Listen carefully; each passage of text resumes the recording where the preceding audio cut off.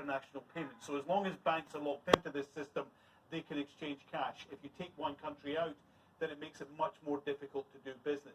Now, Joe Biden wants to make sure that it's hard for Russia to do any business at all. That's why he's sanctioning the banks. He's also sanctioning a number of individuals and essentially saying to large parts of the Russian technology sector, you cannot get access to anything that we have that could possibly help you. Now, there's also a warning, too, to those who might help Russia, because they've also targeted a number of banks and a number of individuals in Belarus. The intention there is clearly to send a message, look, if you're helping Russia, then you're not helping Ukraine, therefore you will be punished as well. Joe Biden hasn't gone full on with the sanctions. For example, he hasn't personally sanctioned Vladimir Putin himself. He was asked about that at his news conference in the last couple of hours. We didn't get a complete answer on that, but it seems that they want to see if these sanctions will work first before they start cranking up even more. They want to have some in reserve. Now, there are some Republicans who are saying that the sanctions aren't working. It's too early to judge that at the moment, and certainly when you look at the Russian stock market dropping by 50% in the first hours of trading, there are those in the White House and elsewhere who will say the sanctions are already having an impact.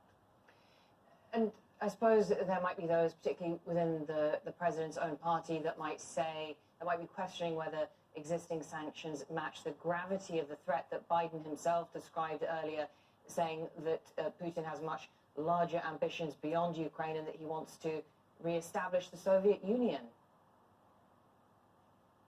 But the reality is, the United States and others in NATO realize that they're not going to go to war over Ukraine. Russia is a nuclear power.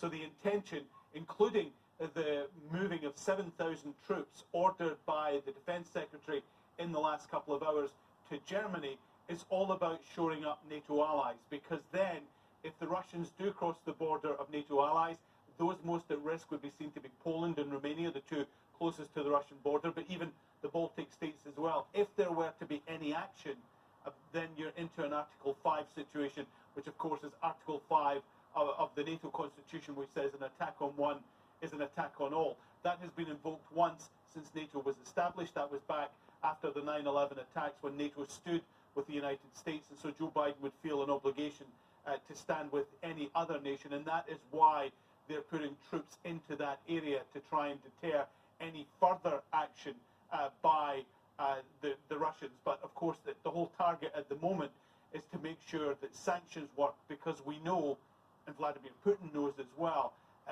the Americans and NATO aren't going to commit any soldiers to protecting Ukraine. Thank you very much. Alan Fisher in Washington.